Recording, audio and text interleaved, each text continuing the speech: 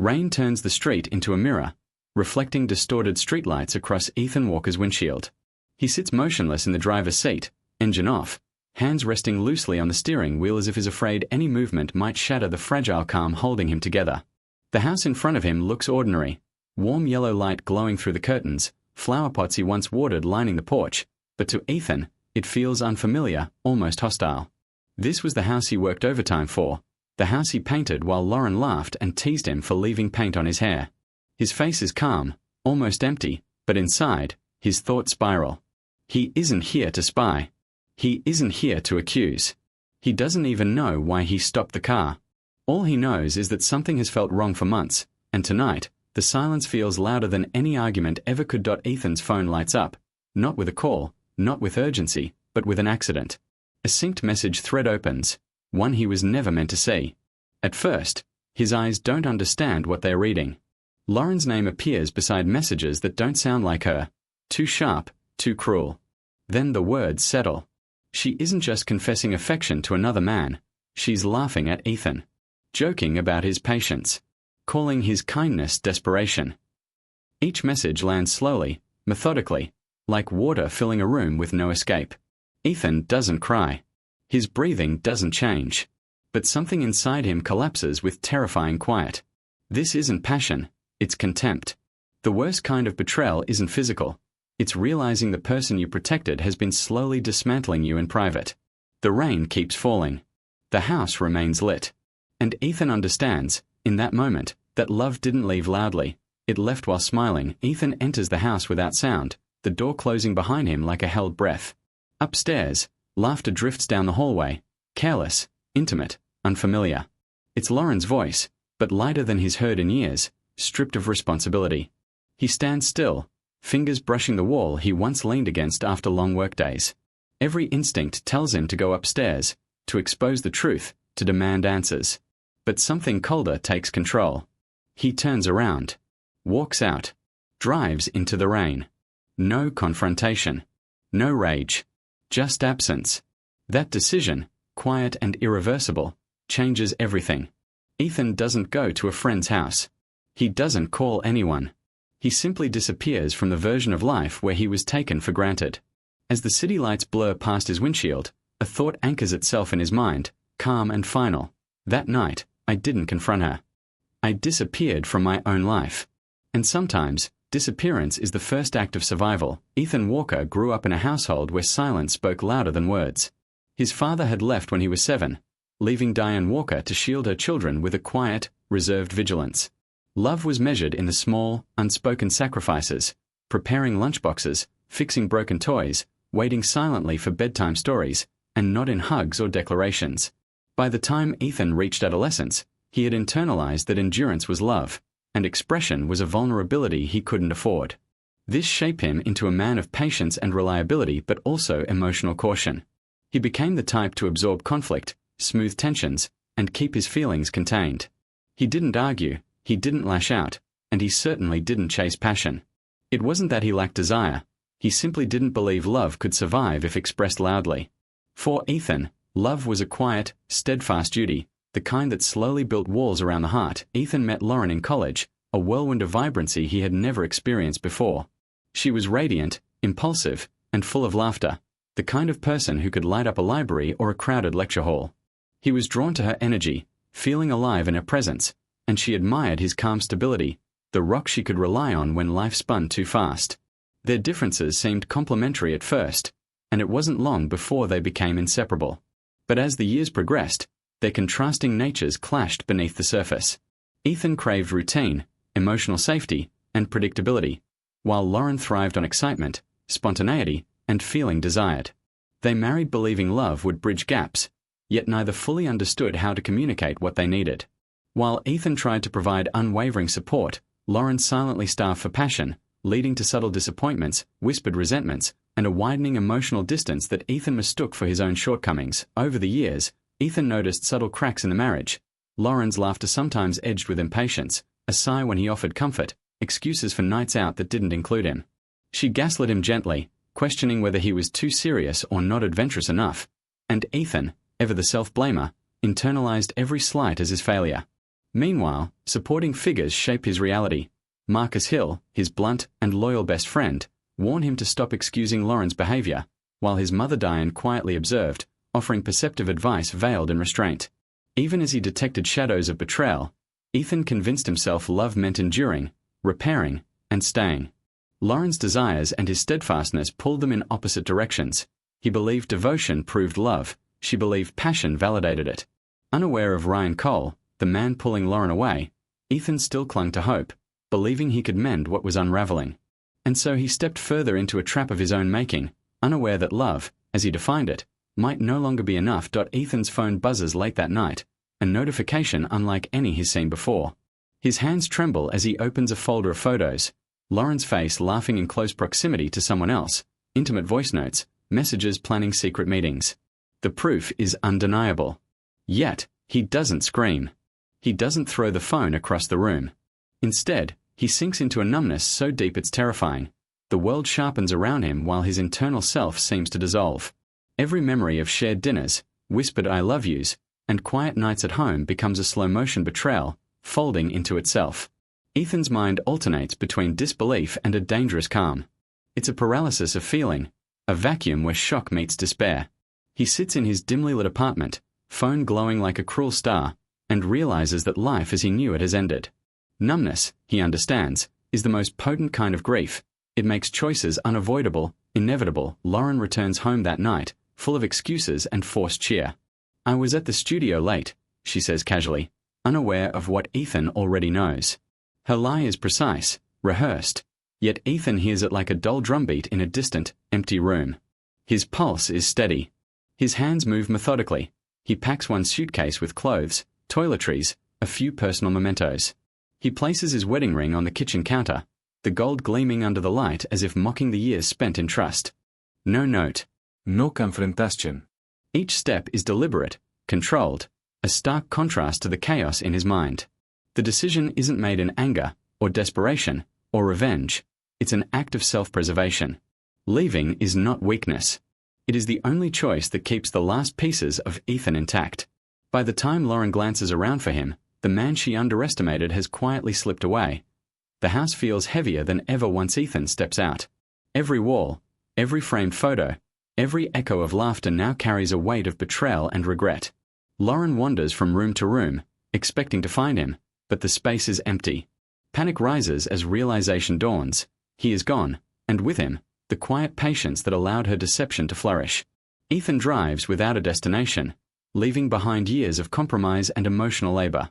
In leaving silently, he refuses to give her the satisfaction of confrontation, the chance to manipulate, or the power to make him chase her. His emotional self-preservation becomes his armor. For the first time, he feels unchained, even as grief claws at him. This departure marks a permanent fracture, the point of no return. Lauren, faced with absence rather than argument, confronts the gravity of underestimating a man who has finally chosen himself over her lies. Ethan's world contracts into a small, dimly lit apartment. The mattress he bought is just a thin foam layer on the floor, a reflection of how far he's stripped his life down to essentials. Silence dominates.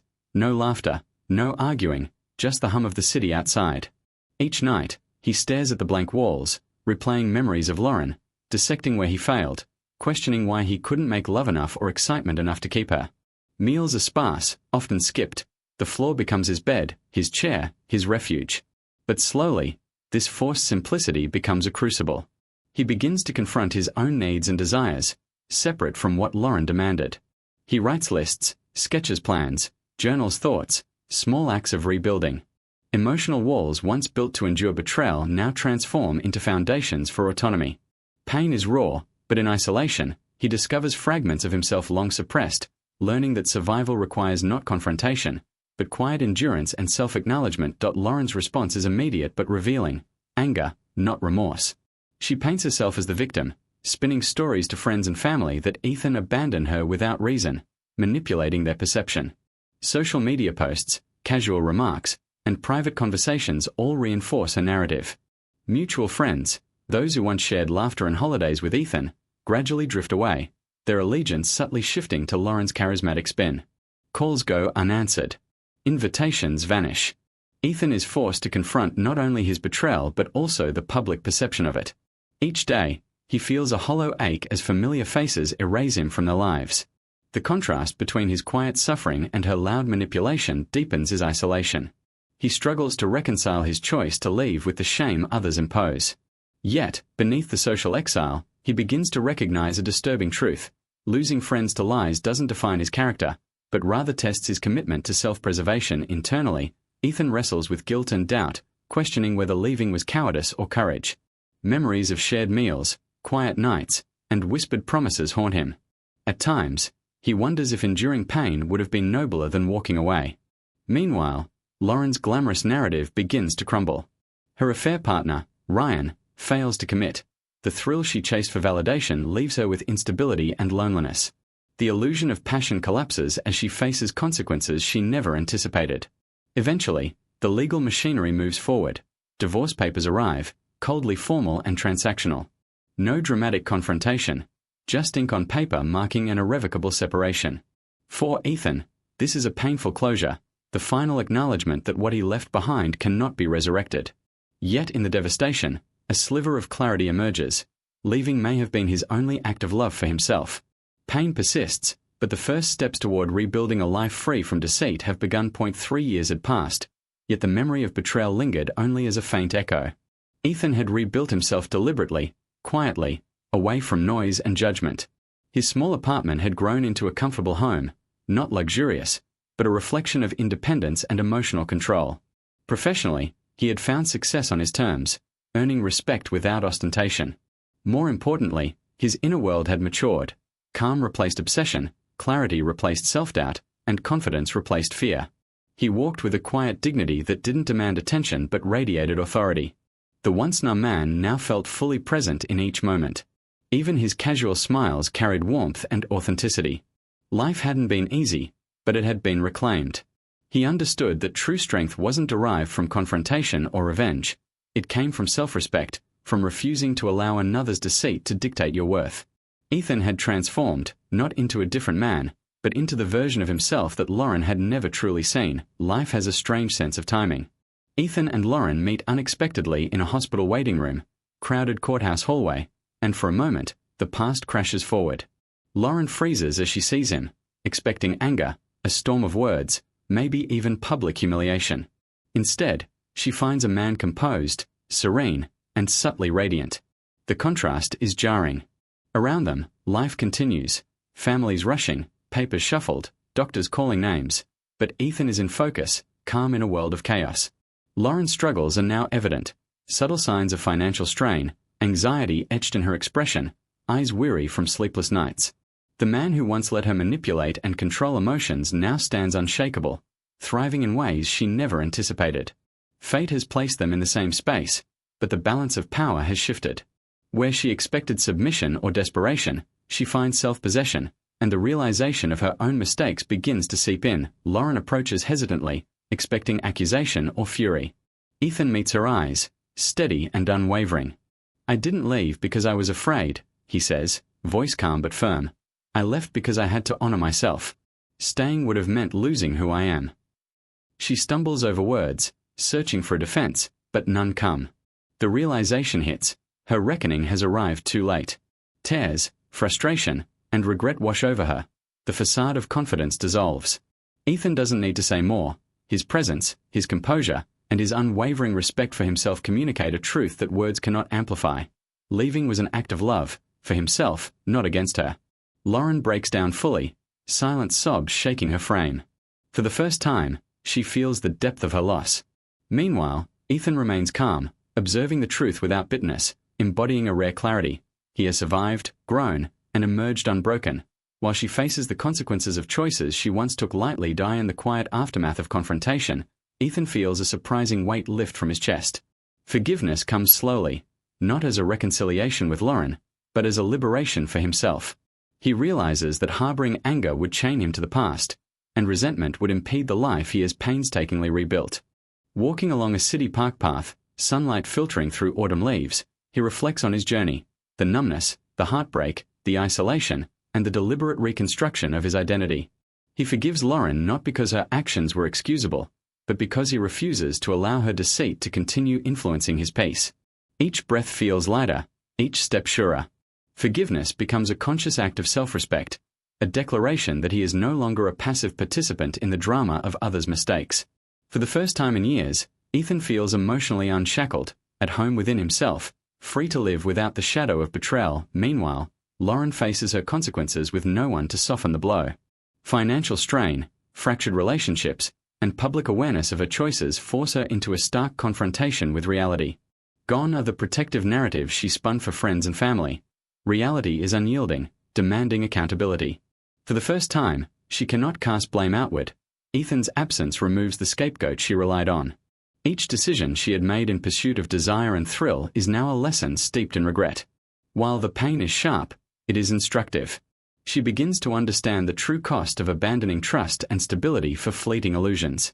Lauren's world has narrowed, forcing introspection and humility.